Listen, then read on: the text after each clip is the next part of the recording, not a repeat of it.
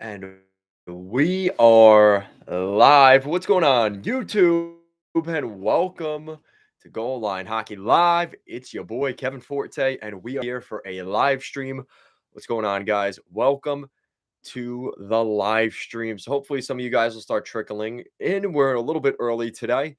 A lot has happened since we last live streamed. I do apologize for the delay, but I'm glad to be here with you guys today as we're going to be previewing potentially the Stanley Cup Final as we've got three teams left in the chase. We're going to discuss that. We're also going to take a look at kind of going into the summer, my plans for this channel, kind of how we're going to do the live streams. It's actually going to be more of a podcast form. So we're going to try and do that today as well.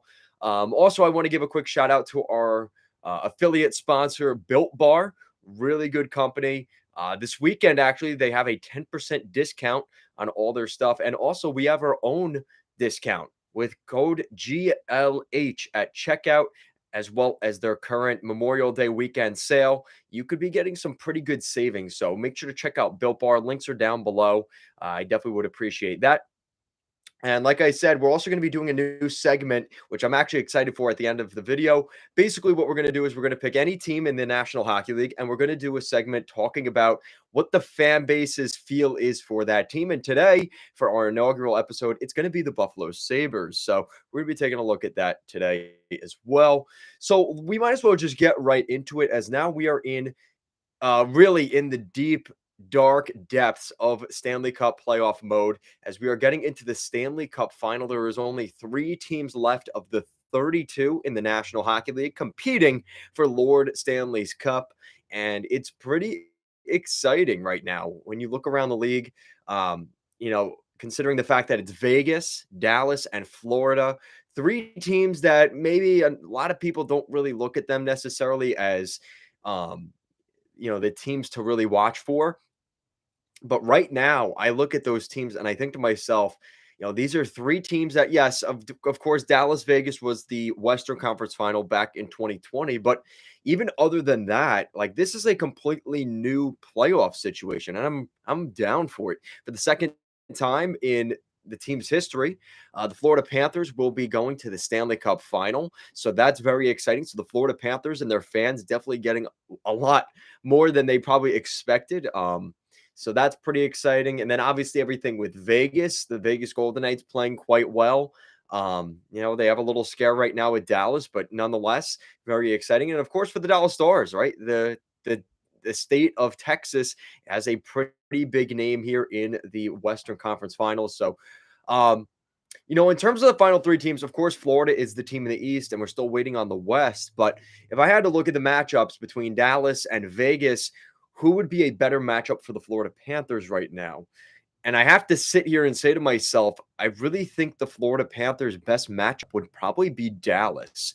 And the reason I say Dallas here, if Jake Oettinger was playing out of this world and was playing like incredible hockey, I think I'd be more concerned about Dallas. But the way that Dallas is playing right now, they're playing well, but Jake Oettinger just doesn't seem like even he did earlier in the playoffs this year and as good as he was last year. He's playing kind of mediocre, and we're seeing that kind of transfer over into the way the Dallas Stars have played. So I'm not really confident right now in the Dallas Stars being a good matchup against the Florida Panthers. Now, for the Vegas Golden Knights, I think they are definitely the team to watch for here.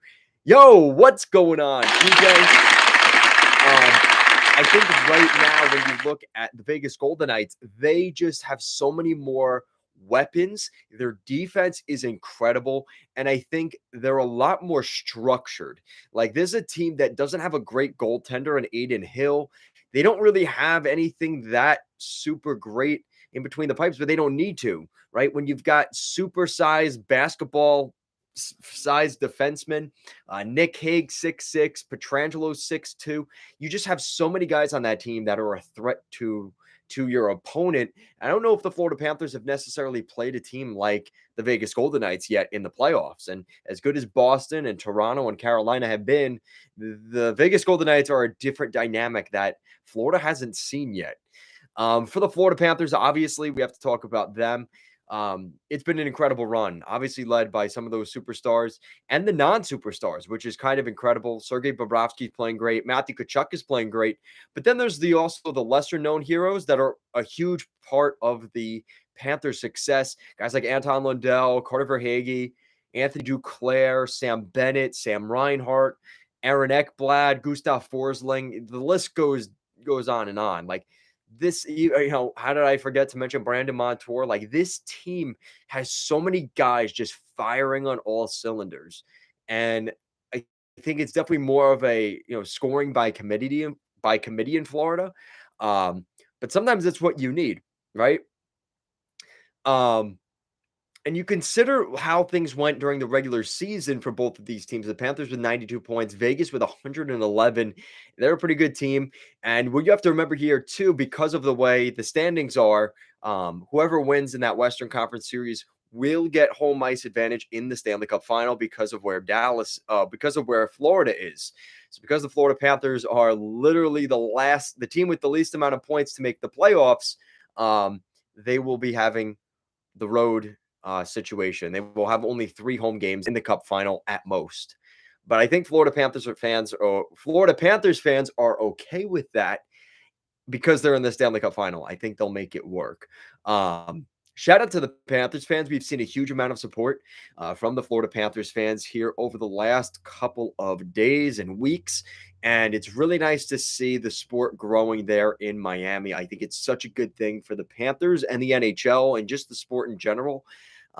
That's what you like to see. That's why the expansion to teams in the Sun Belt is so good for the game. Is we could see the next kind of non-traditional hockey market like Florida really getting built up. And with the way the Tampa Bay Lightning have been playing the last couple years, and now Florida, the Panthers, like this is really good for the state. And I think it's something that looking in the next 5 to 10 years, we're going to start seeing more guys from Orlando and Miami and I guess Sarasota, right? That's more of a northern part of Florida. We're going to start seeing guys from different areas playing in the NHL, and I think it's a really, really good thing. So, with that said, the Florida Panthers and the Vegas Golden Knights, that series will be kicking off, or whoever it is, Dallas, Vegas versus the Florida Panthers. That series is going to be next Saturday. So we have a little while till the series gets going. But it's definitely very exciting for a lot of reasons. It's obviously going to be some new non-traditional hockey markets, but also the fact that these two teams, whatever of those two teams that's left, is very dangerous. And especially when you look at the Florida Panthers, I think we could dial them in because we know for a fact they're going to be in the final. But the way they are, there's so much jam to the Florida Panthers. And I think that's something that, we talked about, that trade. I mean, look at that trade just last year, right? Trading out Jonathan Huberdeau, trading out Mackenzie Weegar. There was such an element that they were missing clearly between this year and last. And the thought process was, well, you're trading Kachuk for Huberdeau. How is that going to be a benefit? It adds a different dynamic that the Panthers didn't have. And it adds a different dynamic on top of Barkov, on Verhaeghe, and Duclair, and everybody else they already have there. Matthew Kachuk is a different element that those players couldn't have. And, I look at a team like the Toronto Maple Leafs. That's kind of the element that they need is that type of player, and not just Wayne Simmons or guys in your bottom 6 that can do that. You need guys in the top 6 that can do that. And you need a right shot defense like the Florida Panthers have that they could roll out there at any point in a 60-minute game that really terrorizes you, right? If it's not Aaron Ekblad out there, it's going to be I think it's who's the other guy? Is it Forsling and Gudis? Any of those 3 defensemen are really threatening. You do not want to be playing those guys. And I think that's something that we're starting to see the depth of the Panthers blue line really help them out in this year's playoffs as well. Thank you for joining us, Luis. I'm glad you're in here. Of course, PJ. Thank you guys so much for joining us. Make sure to like the stream as well.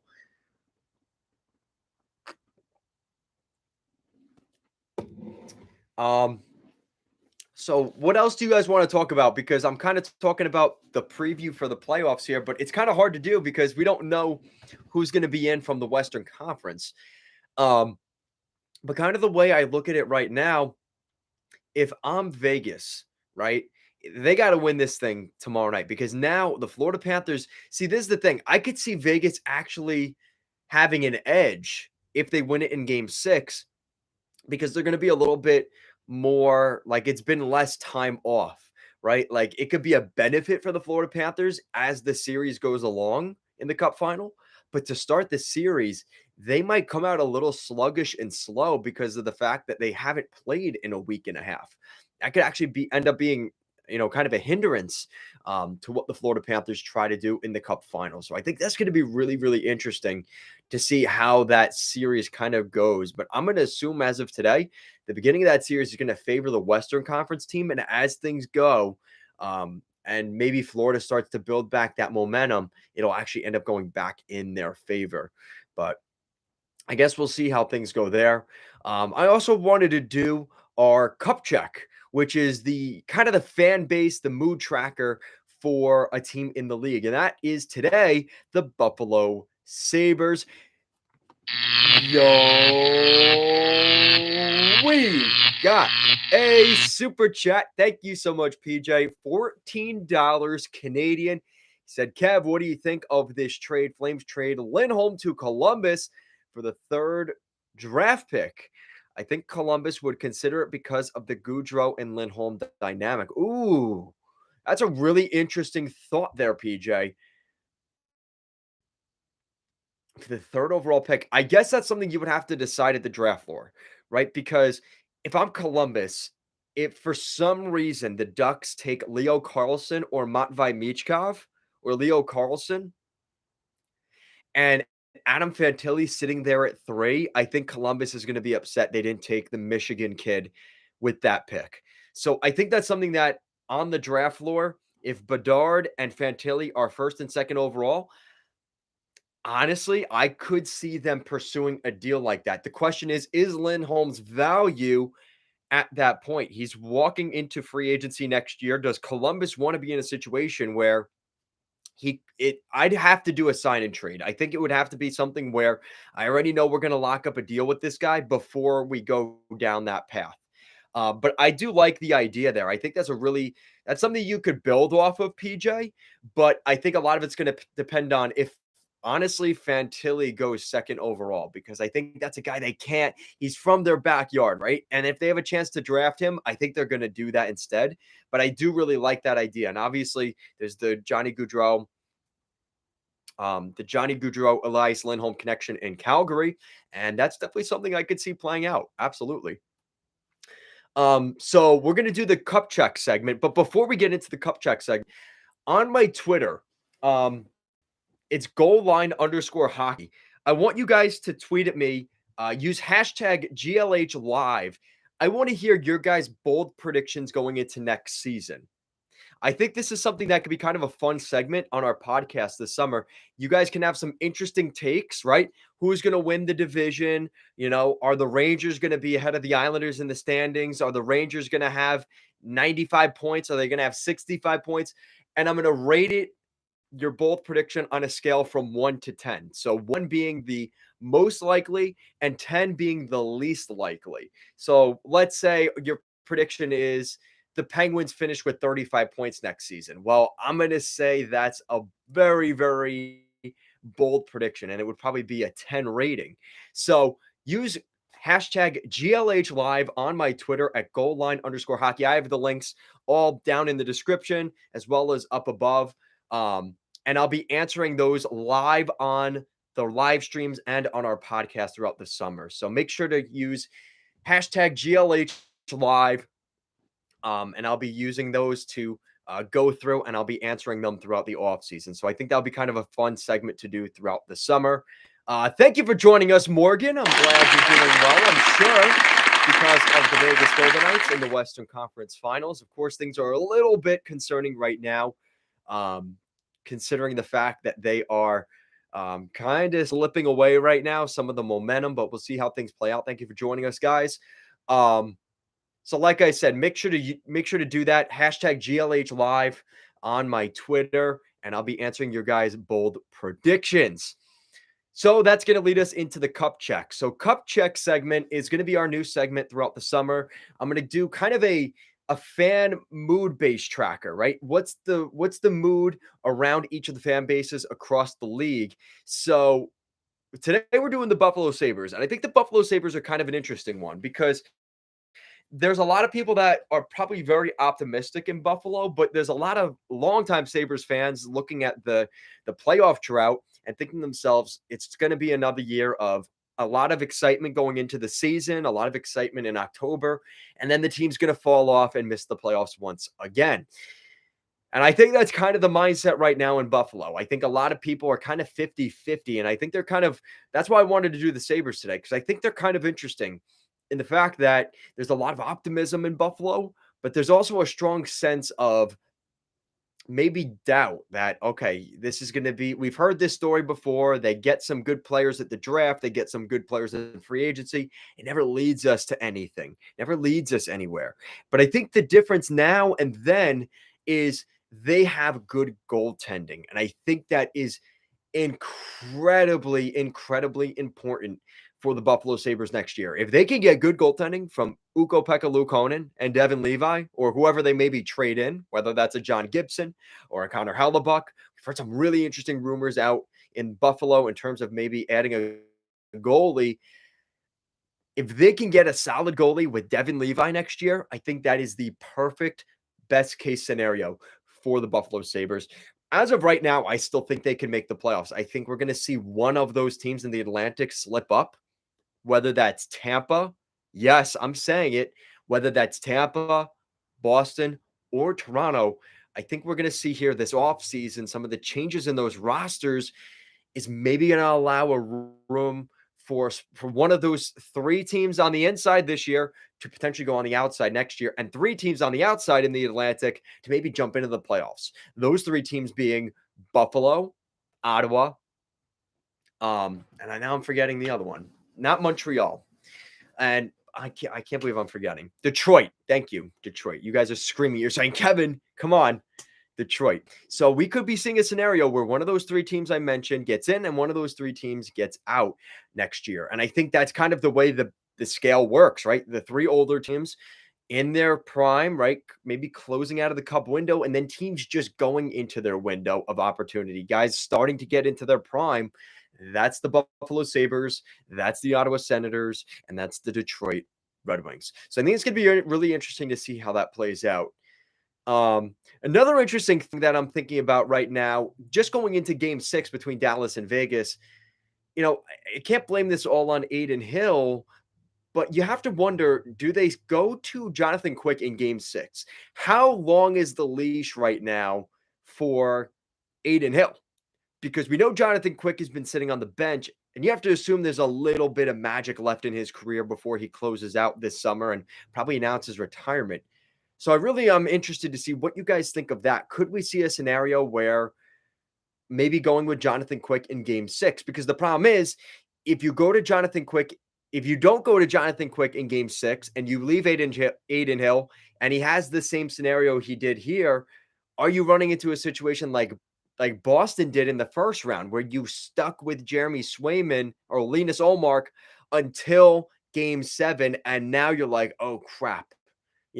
So I think you'd have to put Jonathan Quick in either game 6 or game 7. So are you almost better off going with him in game 6 and then immediately going back to Aiden Hill, game 1 of the Cup final?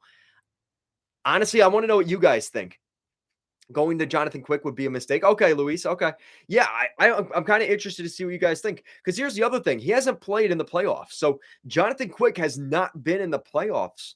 So he has really not started. He hasn't played very much. And now you're going to rely on him to get you to the Cup final. That's kind of a concerning thought, right? A desperate back against the wall team like Dallas with really a cold goalie.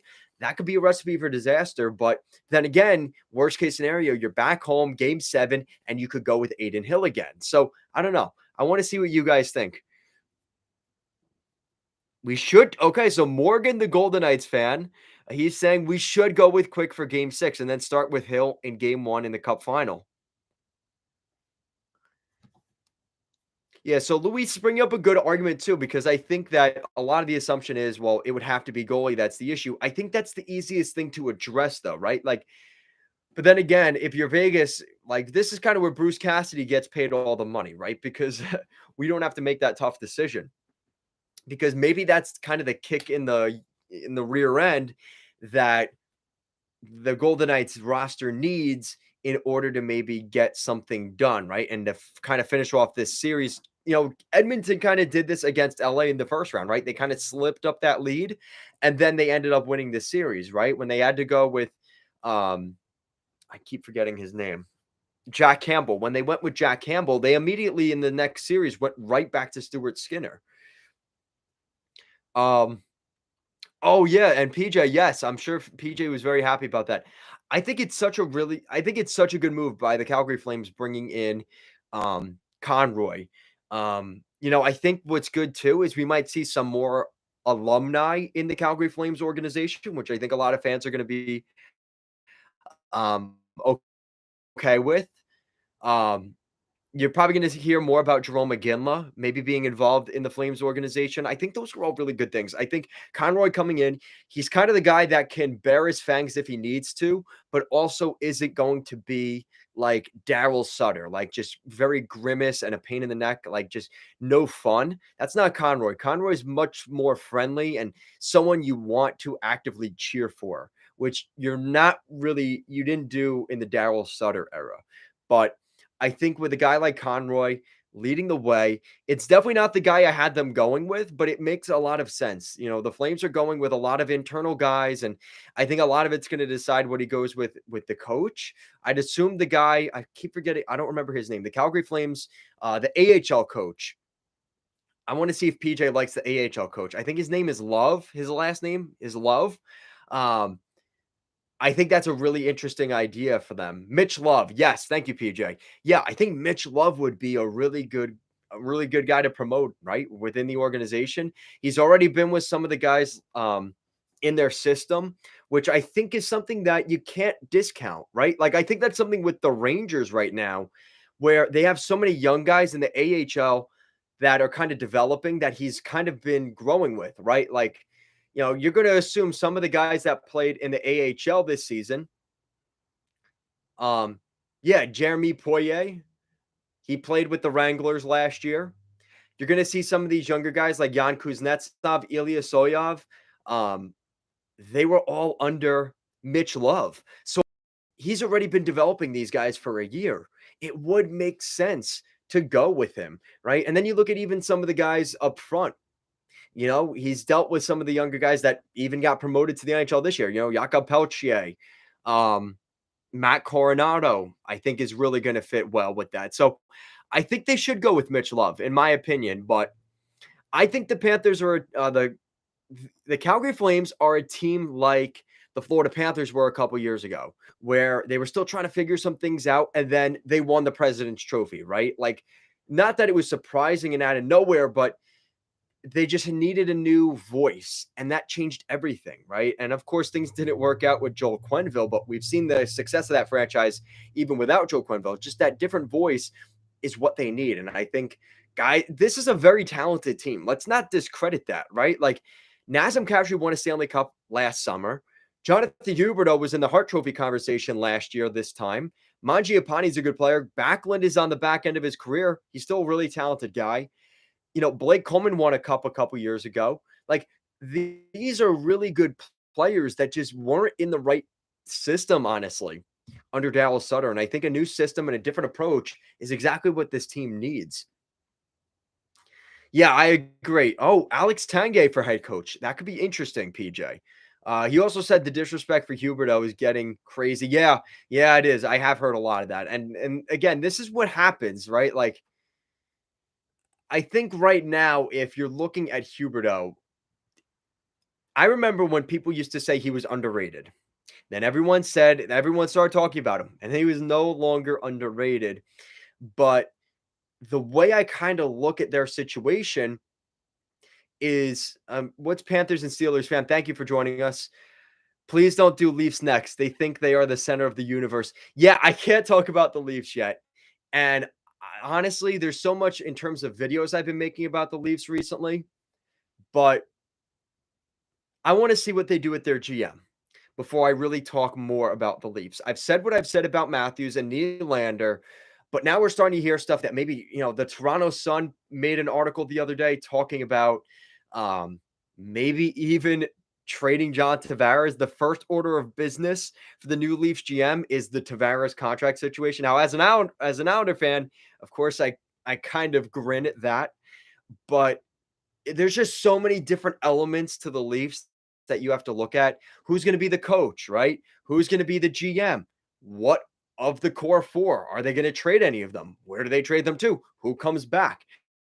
There is so much to talk about in Toronto, but none of that gets figured out till they get their next GM. So I'm very interested to see what Brandon Shanahan does. I think they really like Brandon Pridham.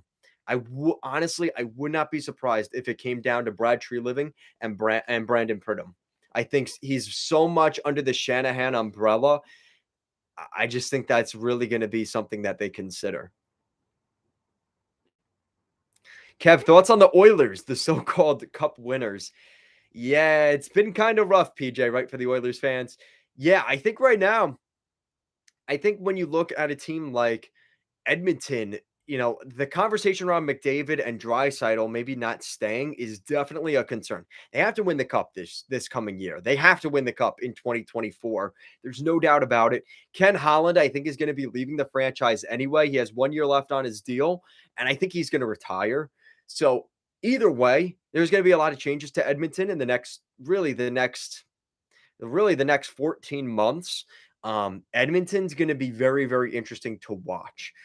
So yeah, I think the Oilers right now, it is do or die next season. There is no room for error left. They've kind of ran out of that capital in that time. So we'll see what happens, but definitely going to be kind of something to watch for to see what they do. I'd like to see them get another defenseman. I wonder what they do in between the pipes. Like Stuart Skinner and Campbell were they were good at points, but also really bad.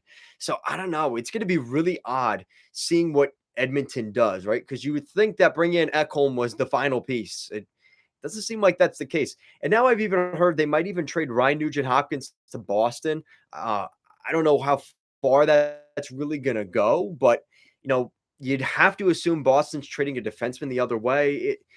Things could get really interesting this summer for everybody, the Oilers included, but I think the NHL is going to see a shakeup this summer. GMs, just overall trades in general. I'm really interested to see what happens there. Canes were truly the toughest to play, so not worried about anyone else. Yeah, the Hurricanes system is really tough to play against. That is true.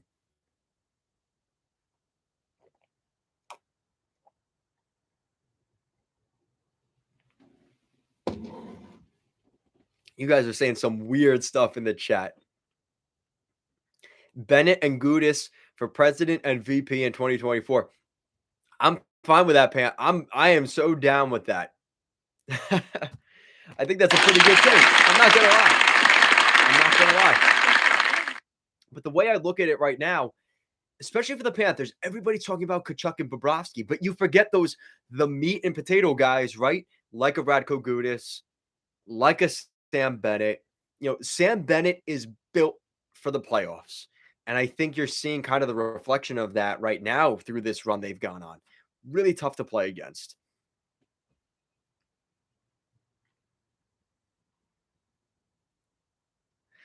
You guys are being weird in the chat.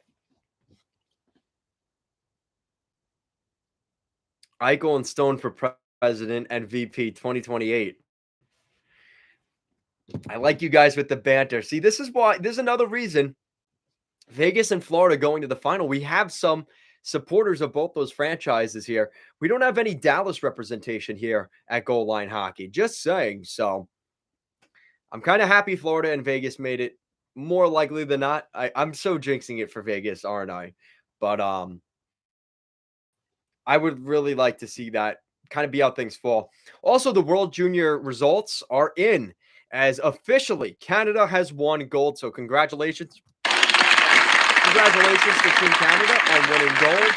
Germany finishes with silver. Latvia with the upset, beating the United States for bronze earlier. Switzerland with 5th place. Sweden in 6th. Finland in 7th. Czechia 8th. Slovakia 9th. And Denmark 10th. So that is your World Championship results here for 2023.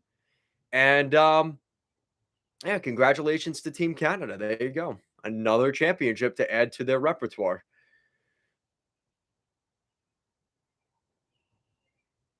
Kev, have you seen the photo that Bobrovsky was vaping in the locker room? No, I did not see that. Now, I don't know if you guys remember this, but it was during the fall, they were kind of talking about in an article, they were saying how guys in between periods today, like in today's game, would go outside and have a cigarette in between periods during the intermission. So listen, you want to think like that's what they're humans, guys. They're gonna do stuff like that. I mean, is it a really good look for a goalie to be out, vaping in the locker room? Probably not, but it probably happens more than any of us really want to believe or realize. But I've also heard of a lot of players having problems with drugs and things like that. And I'm not going to call those guys out because I don't know for certain. It's not like a fact, but there's been rumors about certain players with like super heavy drugs. So, it is what it is. But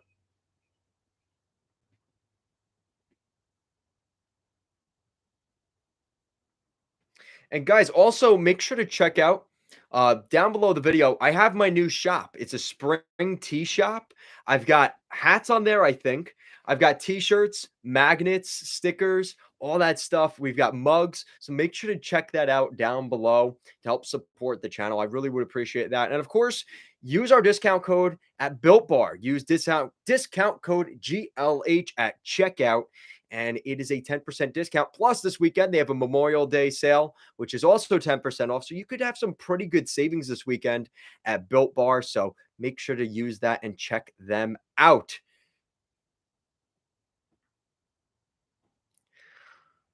What else are you guys saying? Yeah, and also Jack Eichel. I mean, everybody was kind of concerned how would he do in his first playoffs. He has been nothing short of spectacular in the playoffs for the Vegas Golden Knights, and is a huge reason they are going as far as they have. So hopefully they find a way to win it in six. I don't like Dallas, honestly. I'm kind of done with them. So I hope the Vegas Golden Knights send the fans home very unhappy in Dallas tomorrow night, but we'll see what happens. Eichel is better than McDavid, PJ. That's right. He made it farther in the playoffs than him, right? So he must be better. All right, guys. So it's been about a half hour. I don't know. I'm kind of done. I want to see what you guys want to say here in the chat before we close out. I might do a live stream tomorrow night. I really don't know. I don't know. I'm just trying to change things up a little bit. So we'll see how things go. I'm glad that a bunch of you guys came into the conversation. I really do appreciate it. Who should the Flames trade? I mean, I love to say trade the Coleman contract, but I just don't think that's going to happen. And I think they're going to trade Dan Vladar because now that you've got Markstrom and there's no way Dustin Wolf plays in the AHL next year. I think Dan Vladar and Coleman would be my picks for guys that get traded out of Calgary, but we'll see what happens. Ooh, Hannafin's a good one too, PJ. I didn't even think of that.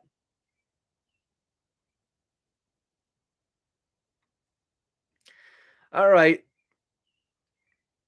I think that is it tonight, guys. Thank you so much for watching us. Make sure to like and subscribe to the channel. I really do appreciate that. Guys, thank you so much for watching, and I'll see you again next time.